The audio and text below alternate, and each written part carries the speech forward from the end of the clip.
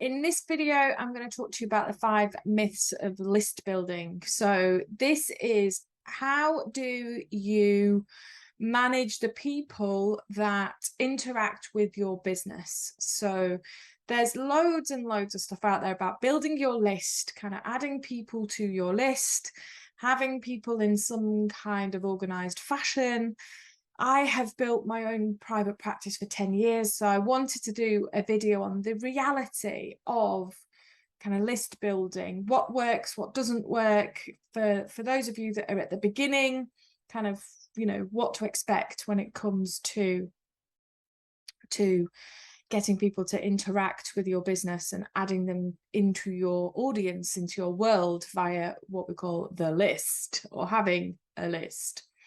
So my 5 top myths then. The first one is, when you start out in your private practice, you probably don't have enough people that you are speaking to think that an automated process for managing the customer journey of those people is needed.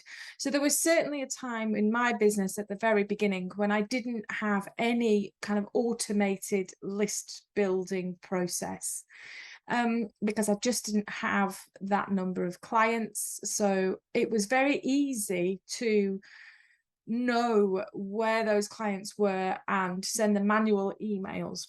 But it gets to a point in any business where you start realizing that you have more people interacting with your business. And that is why my first myth is that a manual process is the answer, because it gets to a point where to deliver your excellent customer service, some people get an excellent service and some people don't, because it is up to you manually to remember where these people are, what communications they've already had with you, what bits of service they've already had, kind of where they are in that customer journey. And all of that as a manual process starts to not work.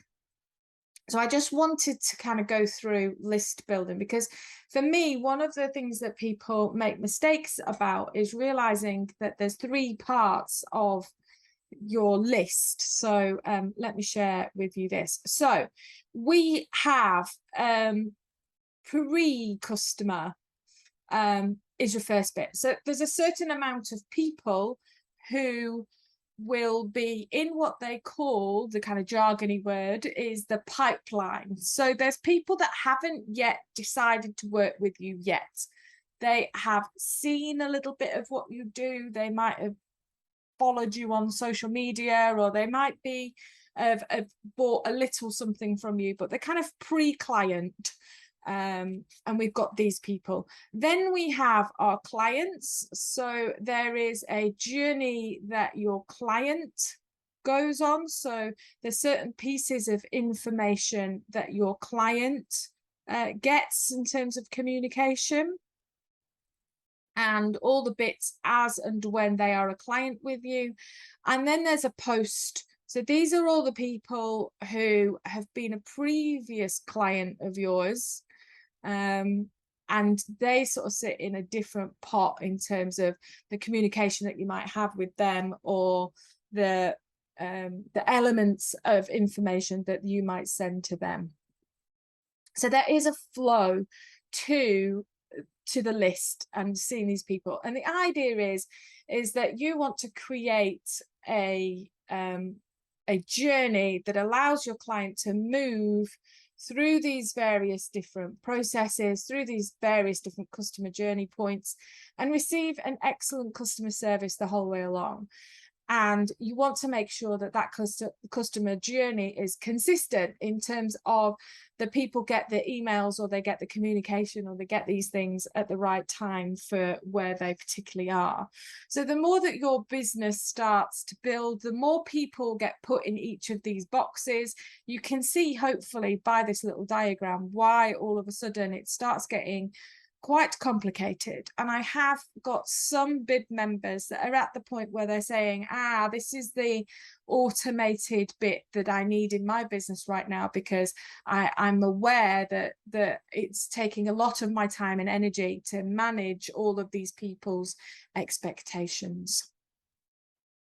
So the first myth then is about the manual process of list building. It will get you so far when you first start off in your private practice, but there will become a point where there's too many people in that flow in those boxes, and you're not giving a consistent service to all of those. And at that point, you really need to start looking at an automated option that you can build. My second myth is the first people are actually the hardest people to get. So in terms of the effort that you have to put in order to get the first, say, 100 people on your list, it's a lot harder to get those first 100 people. Once you start getting your list building and there's people on it and there's more people start talking to people, you start getting known for something, and then all of a sudden the numbers kind of start coming and more people start signing up to whatever it is that you are offering on a regular basis, or easier, because you've created that know, like, and trust factor with enough people. It kind of gets to a critical mass.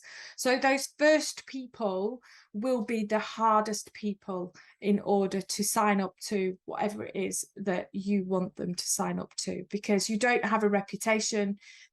Nobody kind of knows what you're offering, or the quality of what you're offering, or your personality of what you're offering. So the first lot of people are always the hardest to get. So I see people when they first start out thinking, oh God, this is really, really hard.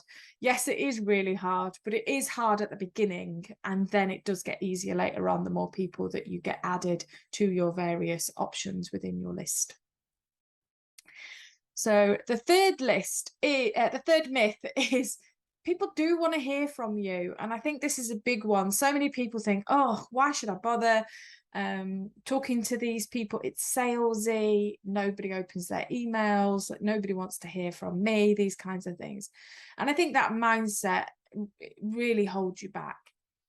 If you are coming from the right point of view in terms of service and helping, somebody's got a problem, a pain point, and you are helping them to solve that pain point, then they're going to want you to help them.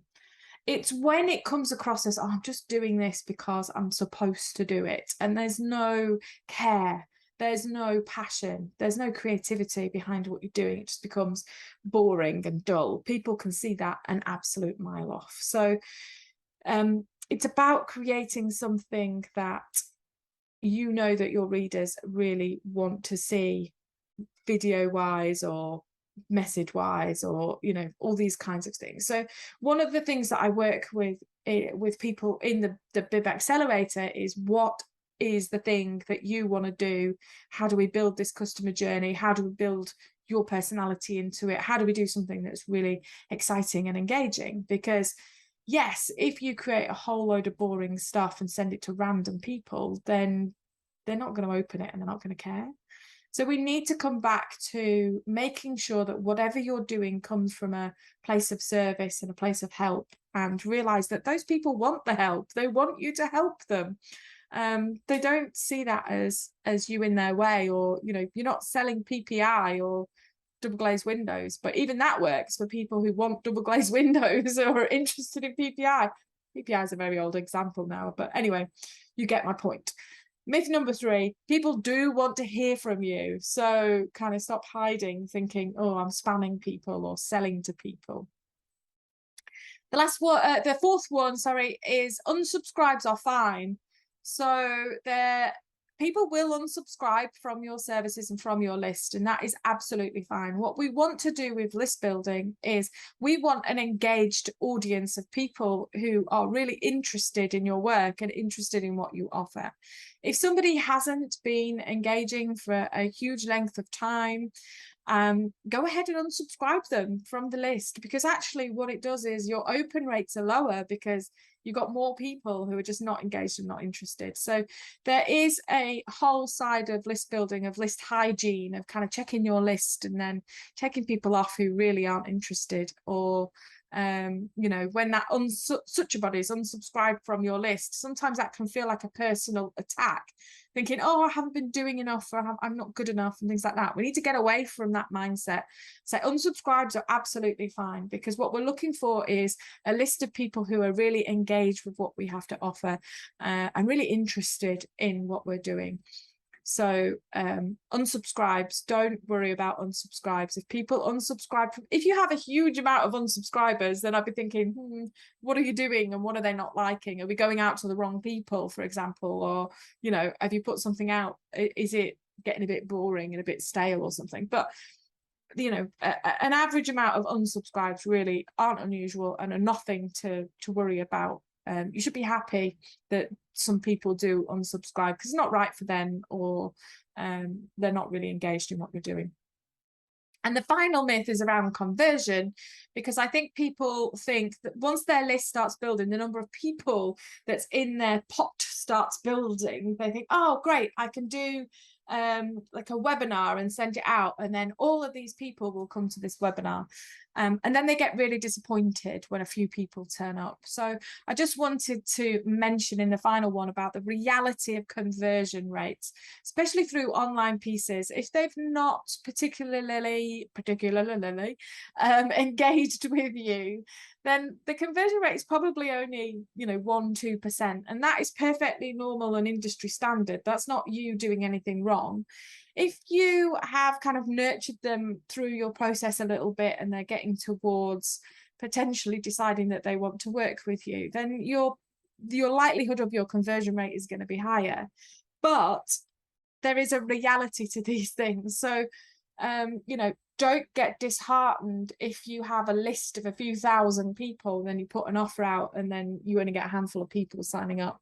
That is the reality of conversion rates. It's not you doing something wrong. It's just if you came as a BiB Accelerator member and you already had that flow in process, I'd be looking at kind of step 5, which is the step around analysing the figures and seeing what it is that you're doing and seeing whether we can improve them in some way, or whether it's just industry standard. We just need to get more people into your list in order to make the conversion percentages work.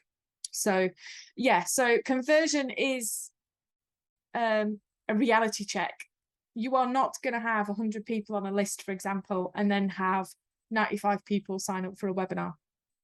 That's just not reality. It's not how it works. You probably have 1 or 2% of your 100 sign up for your webinar. So that's it for this week's video, the 5 myths of list building. Number 1, a manual process gets too overwhelming. You're spending way too much of your time trying to give all of these different people a really good customer service, and it's going to fall down in places, or it's going to be quite difficult in order to manage that. So if you're getting to that point, then an automated thing is going to be better for you. Number 2, the first people are the hardest people to get. So don't get disheartened for that first bit of the journey. That's actually quite difficult to get a list going and get a list building. It gets to a point of critical mass, whereas there's so many people within that pool of people that then it exponentially grows. But the beginning bit is the hardest. People do want to hear from you. So please change that mindset of, you know, oh, I don't want to spam people and I don't want to sell to people. If you've got that kind of mindset, then we need to come up with a different way for you to serve and for you to do it in an engaging and interesting way. Number 4, don't be scared of unsubscribes. People do unsubscribe. We want to be aiming for an engaged, fantastic list of people, not just any man and their dog on your list. So it's okay to do list hygiene and kind of get rid of people who haven't been engaged with you. And it's okay if people say, it's not for me. That's fine. And the last one is around conversion rates and the myth that because you've got so many people on your list, then so many people are going to sign up to your webinar or your book or your course or whatever it is. Conversion rates are probably a lot different than what you think they are. That's not you doing something wrong or putting rubbish out there. That's just reality. So let yourself off the hook if you are struggling with the conversion rate side of things. Anyway, that is it for this video. I hope that's kind of helped you to understand the reality of list building. I think list building is a great way to create an automated customer journey within your business, so that then you can create a fantastic customer experience that people can get to know, like, and trust you. And you can have that as an automated process, so it takes less of your time and effort to do that. For me, the very root of this is finding people who are struggling and offering to help them. And that is what we need to come back to all of the time, is how can you help and how can you serve, and how can we do that in a way that makes you work really smart and not really hard. So I hope that video has been useful, and I will see you next week for the next AMA.